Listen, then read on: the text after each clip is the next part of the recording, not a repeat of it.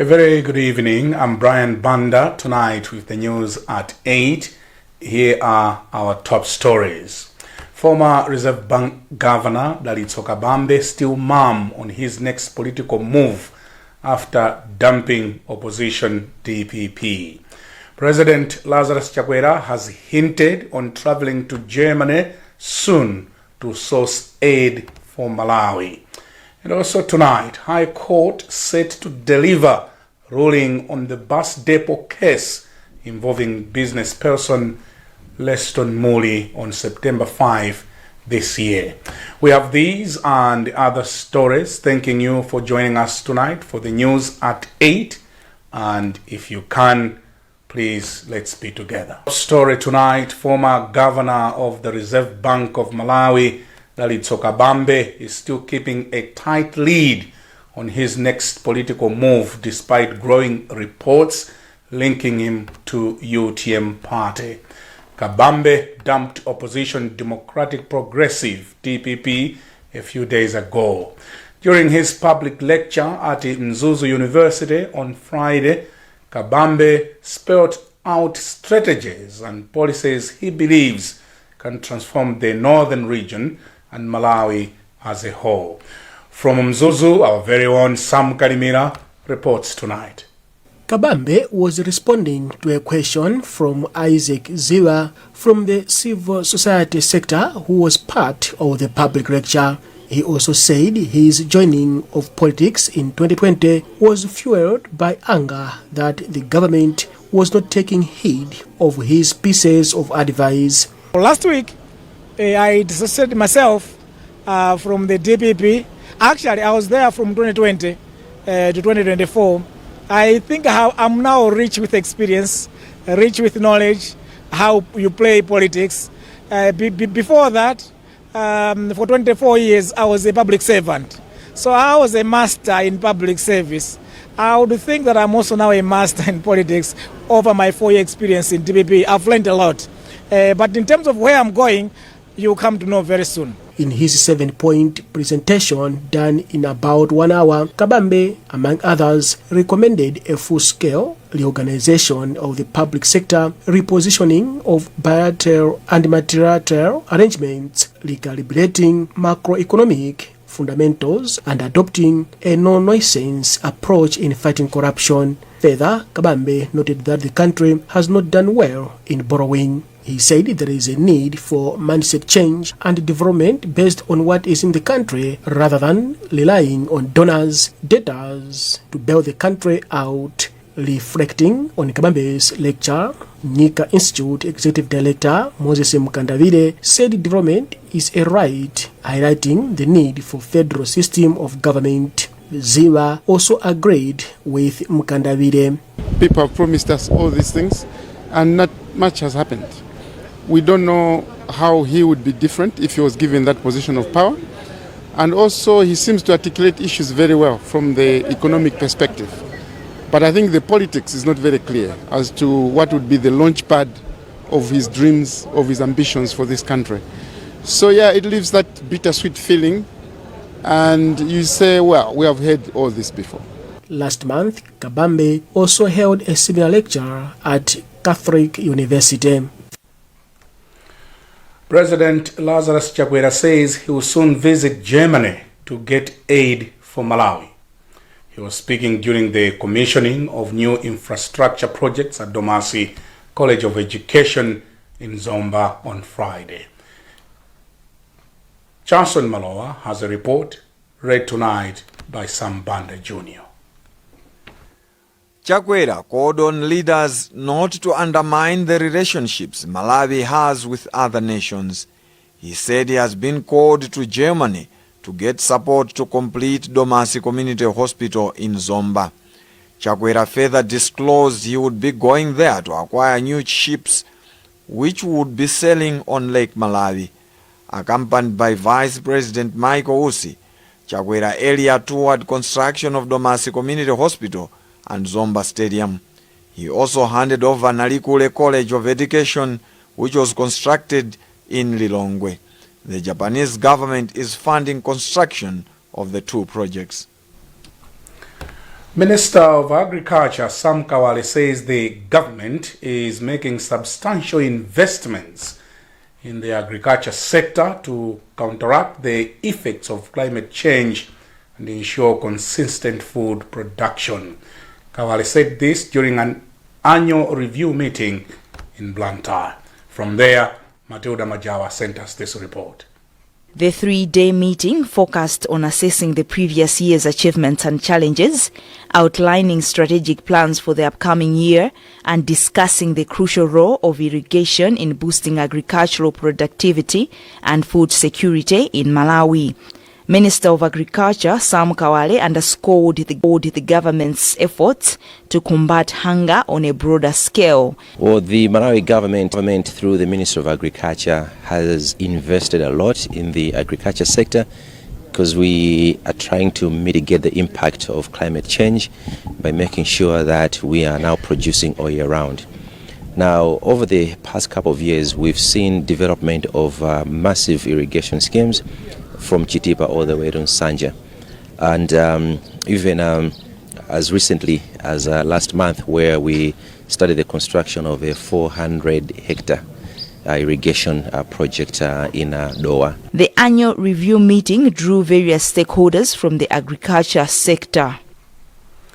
The Malawi government and the Food and Agriculture Organization FAO have signed an agreement on a $53.2 million project which seeks to improve climate change resilience of rural communities at watershed level in the country. The resource envelope compromises $1 million from FAO, $9.4 million from the Malawi government, and a grant of $42.8 million from the Green Climate Fund.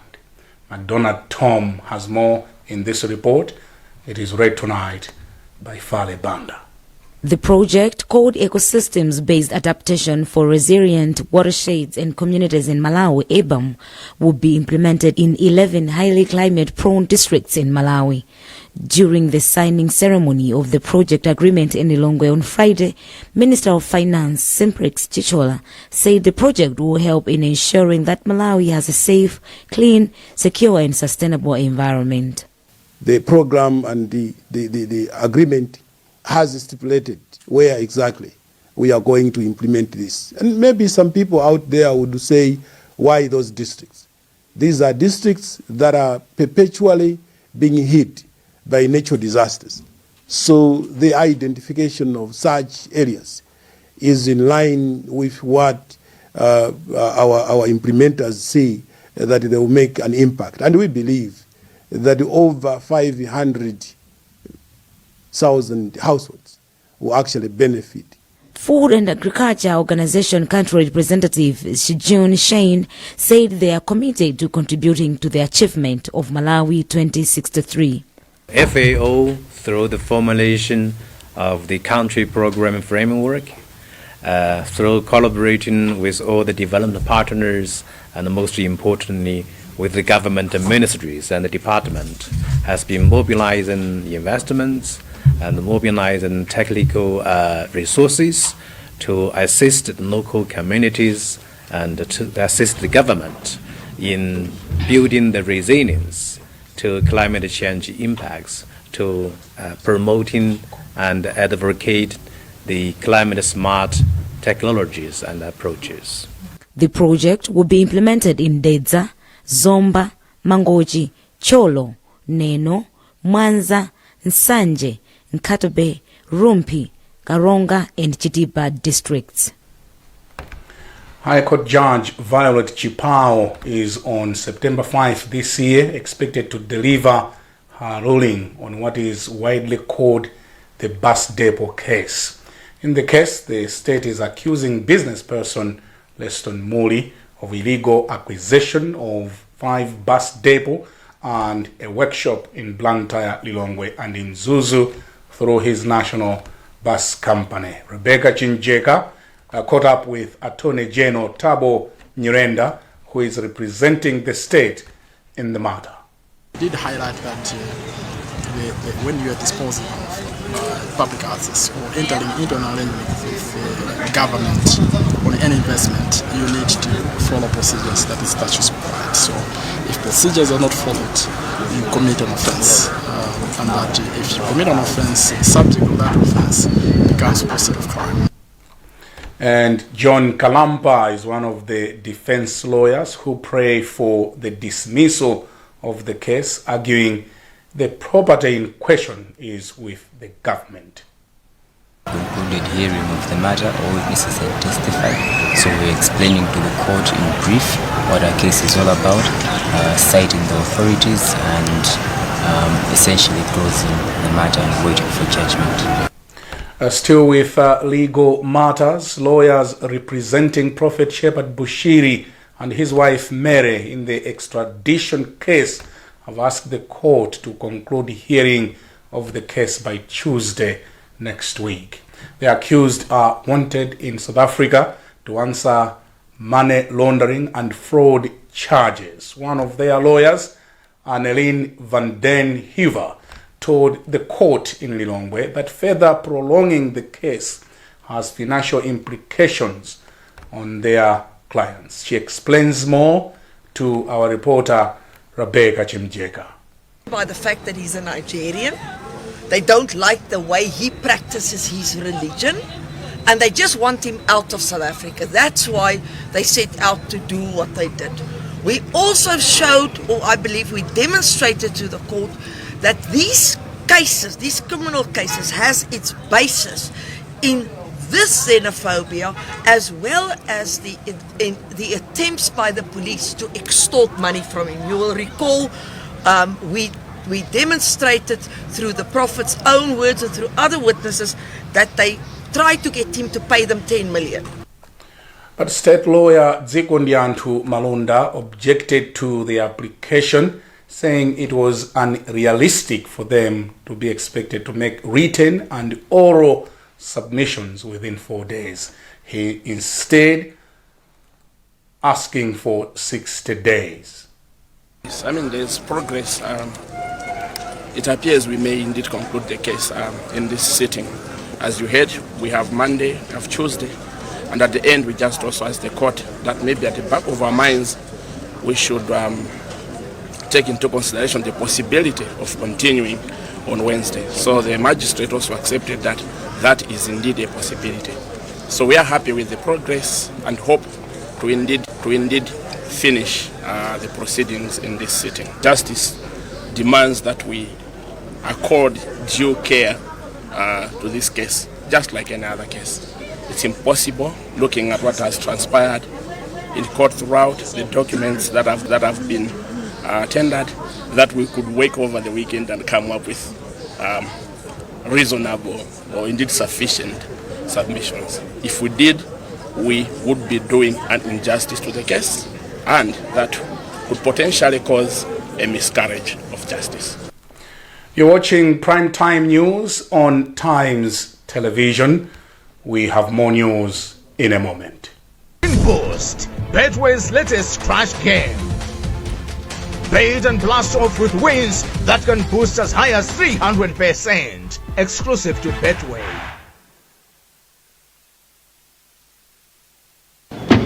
Yes, Loani. Ziko mota kulandirani. Bwanji goti. Cholembera chino bwana. Ife tuma office muno timagwirisa ntchito zolembera zake zimene. Cholembera ichi ndi cha bundle. Zolembera za bundle zakazi kukutumikirani kwa nthawi yayitali. Pano tikulengeza kuti tabwera ndi zolembera zatsopano zomwe zili mmapangidwe awiri, classic ndi winner. Zolemberazi ndi zokongola, zolemba bwino komanso zolemba nthawi yayitali. Zolembera za bundle zimabwera m'mitundu inayi: black, blue, red ndi green, ndipo mutha kugwiritsa ntchito mu ofesi, ku sukulu ndi malo ena. Akupanga zolembera za bundle ndi a Euro Industries, kampani yeniyeni ya Chimalawi. Gulani katundu wopangidwa ku Malawi konkuno kuti mutukule dziko lanu. Phone Blantyre 0888-107-261, Lilongwe 0886-074-737. Bundle Buy original, avoid counterfeit. Bantley, right miles with a smile. With the bulletin tonight, Lilongwe city authorities have admitted failing to sustainably manage waste in the city due to lack of disposal equipment. Environment officer responsible for waste management, Bedson Chidaumba, made the confession during the city cleaning exercise on Friday. More with Brenda Kyle.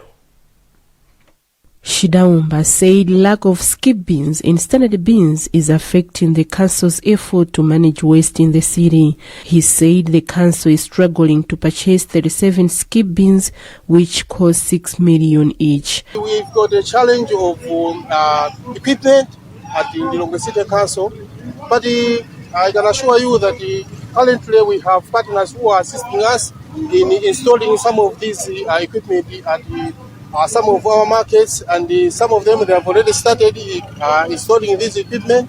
And as Lilongwe City Council on its own is also trying its level best to make sure that these equipment are available, and we are discussing with the procurement office to make sure that the required equipment are available. Green Cities Project Operation Manager Martin Manyonzo said the organization is committed to working with all councils in Malawi to ensure that the cities are green. We would like to even have more partnership with other organizations, particularly the City Council. We believe the City Council can even do even more, because one thing which we discovered when we were interacting with people complained about the places of infrastructure. For example, bins, they were like, we really want to dispose properly, but bins are nowhere to be seen. So we believe if we can engage the City Council for more fundraising activities to raise those funds and to help in those infrastructure, that can even be better. So that's our way forward for the time. The Green Cities Project conducted a city cleaning solidarity march starting from Lilongwe Community Ground, passing through Lilongwe Bus Depot to Lilongwe City Hall.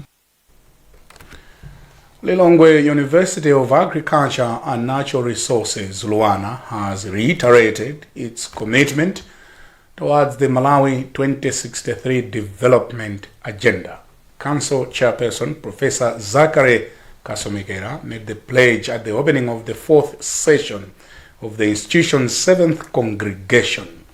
McDonald Tom reports tonight. Kasomekera says Luana remains an active partner in the implementation of Malawi 2063, whose first pillar is agricultural productivity and commercialization. He says Luana is determined to maintain collaborative work with relevant stakeholders in tackling constraints to the attainment of Malawi 2063. What is required is collaboration. The way I see this thing being put together is to have champions in various departments and various institutions. 20 Malawi 2063 champions. And these champions will be the contact points that can foster coordination and collaboration. Minister of Education Madalitso Kambaoa Wirima urged the graduates to familiarize themselves with the development blueprint. In their discharging their duties, whether they're going to be entrepreneurs, employing themselves, whether they're going to be employed by the government or the private sector, but they have to make sure that whatever they do actually aligns with the Malawi 2063. Dorothy Luwe, one of the students who graduated with University Certificate of Education, says the knowledge and skills she has acquired will make her a better teacher of science subjects. I did my bachelor's of science in forestry. I was not in education, but with this, I will impact knowledge to my fully best because of the knowledge which I've been impacted here at Rwanda. A total of 745 students have graduated with certificates, diplomas and degrees. Out of these, 9 have been awarded master's degrees, while 3 have been awarded PhDs. Catholic bishops have established an interregional conference called the Association of Catholic Bishops Conferences of Malawi, Zambia and Zimbabwe. The bishops from Malawi, Zambia and Zimbabwe say the association will help in solving challenges faced in the education and health sectors in the countries. They disclosed this on Thursday in Salima at a press conference at the end of their second sub-region meeting. Bempero Malimba has a report. It is read tonight by Brenda Kayo. Episcopal Conference of Malawi President Archbishop George Desmond Tambara said the move will help to foster a good working relationship among bishops among the three countries in addressing challenges in various sectors, including health and education. Tambara said the association headquarters will be in Lusaka, Zambia. So these areas are some of the gaps that have been outlined, have been discovered. Perhaps the biggest gap is that up to now we have not been working together so much. So we see that there's so much to cover, so much ground to cover. This in itself is a gap. Association of Women Religious in Malawi chairperson Sister Jennifer Seleman, who was one of the delegates at the conference, said they are committed to working together with the bishops in promoting church growth. All the areas that has been tackled in this conference also concerns us as religious. So we needed to take part together with the bishops to work together towards the pastoral ministry that are there, but also the spiritual growth of the church. The conference brought together about 30 bishops from Malawi, Zambia, and Zimbabwe. Well, that item on the Catholic Church concludes the bulletin tonight. But before we go, let's have a look at our headlines again. Former Reserve Bank Governor Dalitso Kabambe is still mum on his next political move after dumping opposition DPP. President Lazarus Chakwera is hinting on traveling to Germany soon to source aid for Malawi. And High Court set to deliver ruling on the bus depot case involving business person Leston Muli on September 5 this year. You can get more on these and other stories we are pursuing by visiting times.mw. Our Facebook page is Times360 Malawi, and we are constantly tweeting on X. Our handle there is at Times360 Malawi. My name is Brian Banda from all of us here at Times headquarters in Blantyre, wishing you the very best of the weekend. Goodbye.